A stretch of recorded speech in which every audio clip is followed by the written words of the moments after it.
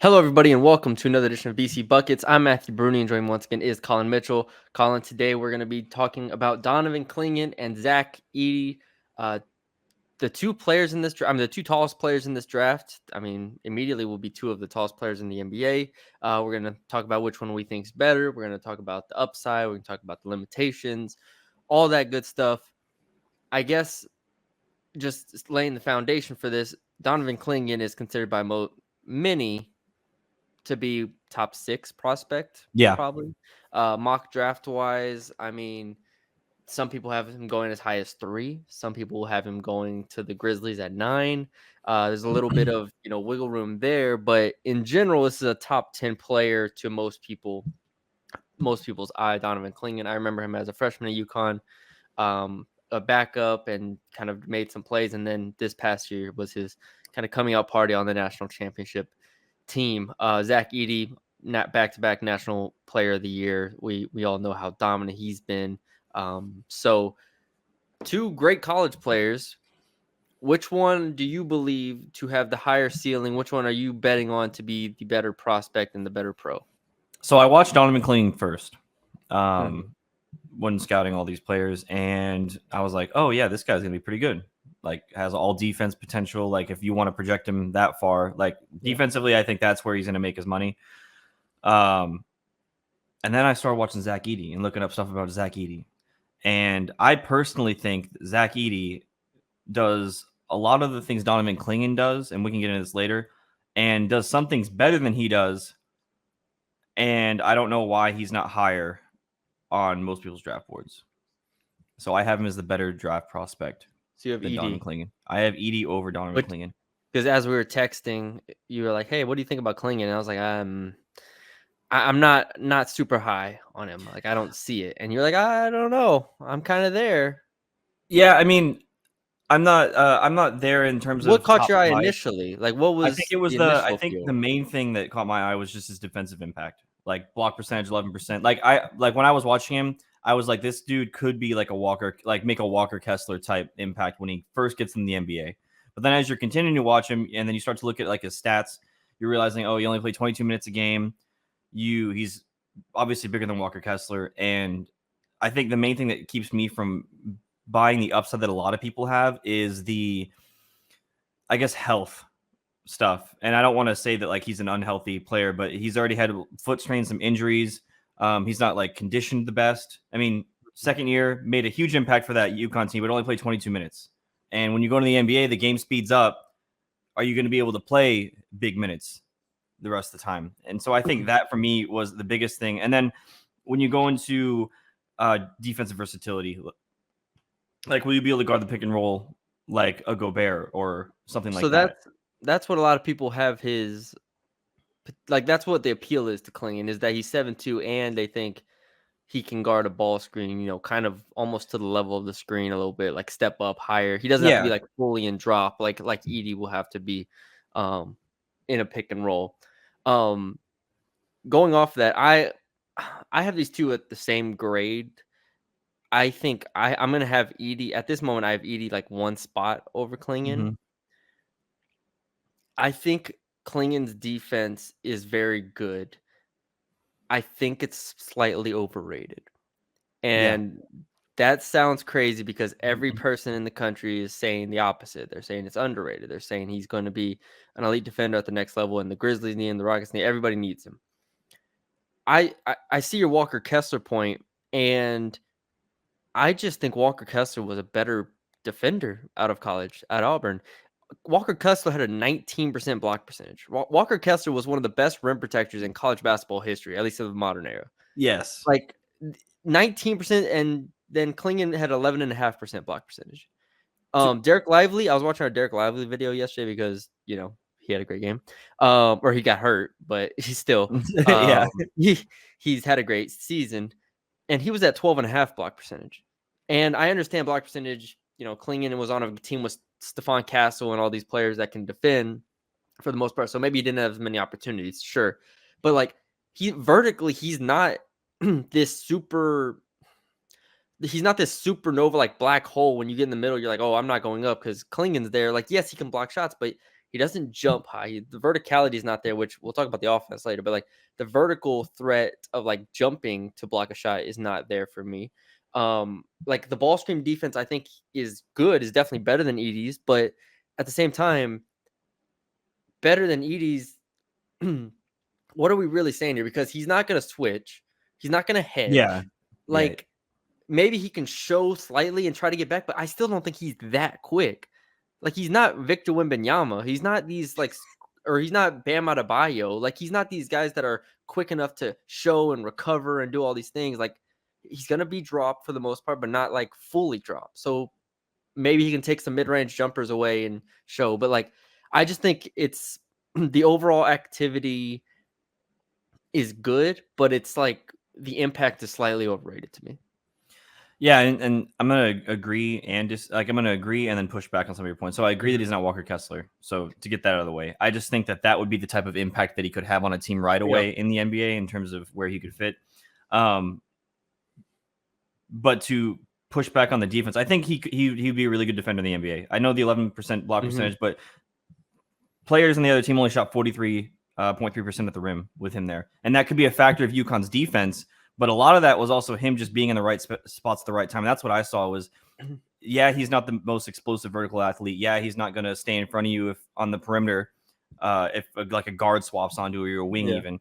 But positionally, he's there in every sense of the word. I mean, and in the NBA, that's not going to fly as much, but it's going to get you a far ways, especially when you first get into the NBA. Yeah, I mean he's 7'2", so at the very and with a 7'7" wingspan. Yeah. Like again, at the very least, he should be able to stand at the rim and block shots. Like I think that's going to be a positive for him. I just think this notion that he's some sort of like I just don't think he's going to walk in and be as good as Walker Kessler was. We get day one personally. Maybe he is. Maybe he comes in and starts for the Grizzlies at center because they traded Steven Adams and he's like this awesome force next to Jaren Jackson Jr. Like I could see that happening, but it's not because as a prospect he showed that he was an undeniable defensive talent. So that's where Clingan to me dips down a bit. Edey defensively, to compare the two, I don't think Edey's not as good a defender as Clingan, but he's also 2 inches taller and can basically dunk the ball without jumping a lot of times. I also So think it's his like body is a lot better in terms of just being strong and athletic. I'll tell you this: he's 2 years older, but like in terms of being in shape, like Edey is like in shape. Yeah, And he's not fast. Like I'm not gonna say the one thing that I do think in terms of Edey that is people dock him for is he's not gonna get up and down the court like super fast. He's not gonna be this rim running guy that's like running from one end to the other end real fast. But ultimately, I think he's in good shape. I think he's a really knowledgeable guy, and to play 39 games at 32 minutes per game with the offensive load that he had, and then still be able to fight defensively and be in position to help. I don't think Edey's as good as Clingan, but like I think he's kind of getting underrated in this conversation defensively. Yeah, I think a lot of defensively, I don't think he's as good positionally as him, and that could be from offensive load. But it just clearly showed when you're watching Edey, he's not there positionally like Clingan is. But where I think that, like you said, to your point, where a lot of people knock Edey is athletically, in terms of like speed. Where you go to the combine results, and Edey was faster in pretty much more agile. Lane agility, it was better in lane agility, vertical by 2 inches, shuttle, sprint. All four of those were better for Edey. And Edey, like you said, is 2 inches taller. He's also 300 pounds, not 280 pounds.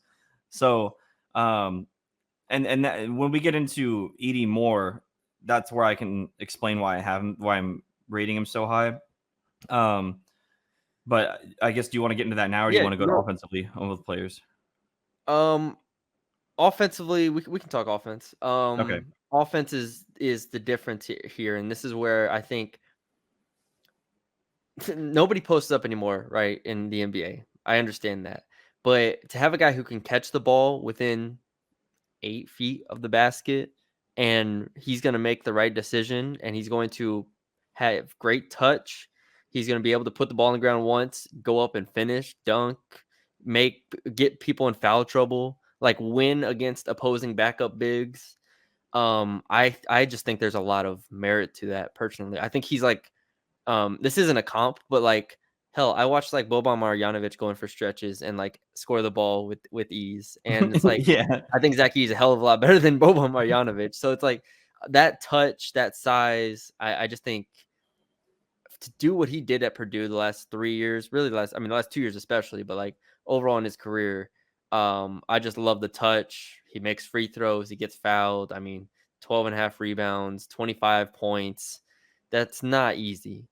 That's not Yeah. easy. And Yeah. so And I sorry. just think he's a much, much better offensive player than Donovan Clingan right now. Yeah, I think what Clean only has going for him right now is his playmaking upside, I guess, which would be off of mostly like DHOs I and don't even like those because like well, UConn's offense was so fluid. Like they ran oh sets sure, and it's sure. like, boom, I'm looking for backdoor cut. But I Boom, mean, boom. just in terms of being able to have that as a big and Yeah. see that, Okay. because some bigs don't have that. I don't Yeah. think it's going to be like some crazy connective weapon or anything like Yeah. that. But I think that he's, and that's his only upside in terms of offense for me. I don't think in the post, obviously, Edey is miles better, a lot more physical as well. But with that being said about Edey, to go back to your point about Edey, this is why I have him really high, and I have him like probably where people have Clingan, and it's only because I was thinking this yesterday, and 20 years ago, where would Edey go in the draft? Sheesh. One. He'd go one, You go or not, fifth, I guess Dwight probably. Howard. He'd go two over Amika Okafor. He'd probably go Oh, we're two. going back. Oh, literally 20 years. So Literally like 20. I was thinking like 2004 or I was something. trying to put it like where would why is Edey not being valued? Because Yeah, I we don't remember watched him in who went first in Dwight Howard. 2004. Dwight Howard. Oh, really? Yeah, Dwight Okay. Howard's going one. Yeah, so he'll go after Dwight.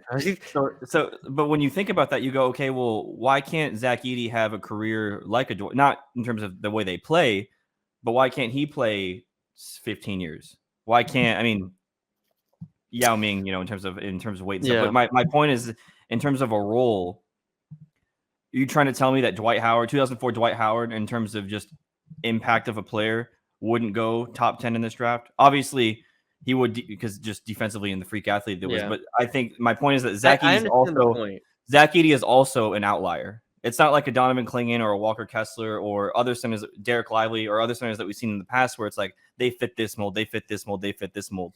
Zach Edey is a 7'5" outlier that we haven't seen before. And I think that deserves some type of merit because not only is he an offensive juggernaut, 2-time college player of the year, recently, but we saw him as freshman. Yeah. And we're like, oh, I don't think he's going to be anything. So not only has he improved substantially over, from freshman to now, but I also think that just him being such an outlier, you have to give that some sort of merit. And I think although he's 22, when he gets drafted, I think, he has as much potential as anybody in the NBA in this draft. Yeah. I mean, 3 straight years of averaging 60% or better from the field. Great at stealing, great at getting position. He's a great screener, which is going to carry Yeah. a lot of weight. I don't have this as a comp, but I keep saying that. But actually, I do have as a comp. Like, why can't he do what Steven Adams does? And then Right. you add to that like the offensive ability. My comps Right. for Zach Edey are Steven Adams and Ilgauskas, actually. If you go back to Oh wow, the Cavs team with it's LeBron. back there. Yeah. And then I was thinking when you said Yao Ming, it like makes sense. Like I could see that. Right. Like just 7'4", 7'5". Right. And you're trying to tell me Yao Ming wouldn't have a place in this NBA? And he was 7'4". Edey is 7'4" without shoes on, basically. I think it was 7'3" and like 3/4. Like this is a 7'4" without shoes on. So yeah, first of all, this doesn't have everything to do with it. This was not why I like Edey better, but he scored 37 on UConn, and obviously not all of that, not even half of that, I don't think was on Clingan technically, but Yeah. like physically, you could tell like, oh, Edey's just a man. Like Edey He is scored. going at him. There was a stat, and I could be completely wrong on this. When I was watching both of them, Donovan Clingan was held opponents at the rim, post players at the rim. Oh yeah, like 5 to something, and then Zach Edey it was like has 7. 5 of 30, 5 of 35 or something like that, and Yeah. then Edey was 7 of 15, I think. Yeah, that's what it was. That was the stat. So that was like hard to get out of my head a little bit, but like also, I don't think Clingan's a lob threat. I think Edey might actually be like a better rim runner, even though he's I mean, they're both slowish. Like they're neither one's Right. like fast. Neither one's gonna be a great lob threat, but like But I'm throwing it up to a seven but five when you guy. think of Zach Edey and Donovan Clingan, you would rather have Donovan Clingan be fast because that's kind of what he needs to score. Like he needs to be able to roll. He needs to be able Yeah, Clingan needs to to be faster than Edey, and he's yeah, not. because he's not And physically he imposing. doesn't Whereas jump higher than right. Edey, which was the most annoying thing watching Clingan was him not be able to jump. And it felt like he almost got like stuffed at the rim at times. Yeah. If he doesn't time his jump correctly, like he literally is not there. Like he's not like doesn't have time. Like the margin for error is not great with him in Right. terms of like him being a lob threat. So it's just kind of annoying to watch. I think Edie's a better screener. He's obviously has way better touch. He didn't play with any good guards the last 2 years. He played with Ivy a couple years ago, but like the last 2 years it's been Fletcher Lawyer and Smith, Braden Smith, I think it was. Yeah. So it's really just been him. And I I think most people have him like in the 15 to 20 range. He's I've gonna been be in seeing my 20s, I think. you seen 20s? Yeah. He's gonna be end up in my top 12. Yeah. I mean, he's We still have a like I couple said, deep dives to do to we're trying to yeah, deep dive all the players before we rank them, but like he'll be in my top 12. yeah, I think he'll probably be my top 10, honestly. Yeah. And it's So, weird to say because I was talking to you. but sorry, I, go ahead. I was saying, the few years that we've been like keeping an eye on Edey, it's always been like, I don't think he'll be anything. I don't think he'll be anything. But then when you see what he's done in these last couple years, especially this last year, Yeah. you go, oh, well, if he can make that big of an improvement and improve that much as a player, why can't he continue doing that? So yeah, I think if we're gonna get into like specifics between the thing that I think Clingan does better, I think that would be just playmaking in general over Edey. I I think think in terms of the next level, I don't think Edey playmaking wise is going to be has the court vision that Clingan does. yeah. Especially out of the post. I think that would be the only thing where I'm like, okay, Clingan has this clear advantage. But I And also don't think that Clingan's going to be in the post a lot, anyways. I think Clingan defensively, I don't know if you were just talking offensively, but I do think I was thinking defensively, offensively. yeah, I got you. Defensively, I think he might have more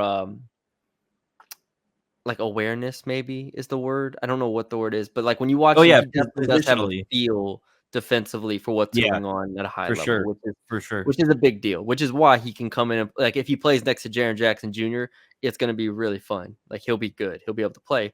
But then you go back to like how many minutes is he playing as a rookie? You still need to get another 5. You can't just be like, "Hey, there's our 5 for the future," cuz the injuries are a little bit of a concern. The minute load is a little bit of a concern. And so all these things keep stacking up and we'll see what comes of it. What do you have the floor and ceiling of both of these players? I think both have a reasonably high floor in terms of like being a backup big at the very least Yeah, for a long time. Like I just could see that. Like Paul Reed is getting backup minutes for the Sixers right now, and I think both of these guys could come in and play like backup minutes for Joel Embiid for 15 minutes a game. Um, Comps, let's just do comps. okay. Clingan, I do have Walker Kessler down. I have Andrew Bogut written Oh, down. that's an interesting one actually. But I I had to think go back Andrew in the Bogut. archives for these guys a little bit I feel because like they are a Andrew little bit. Bogut was a better perimeter defender, though. Bogut was very high in terms of block percentage in the NBA in his younger years. Very good rebounder as well. And then Roy Hibbert, I think, was an interesting one for Clingan, but Yeah, yeah, I'll go with those 3. yeah. I have Walker Kessler and Roy Hibbert on mine actually.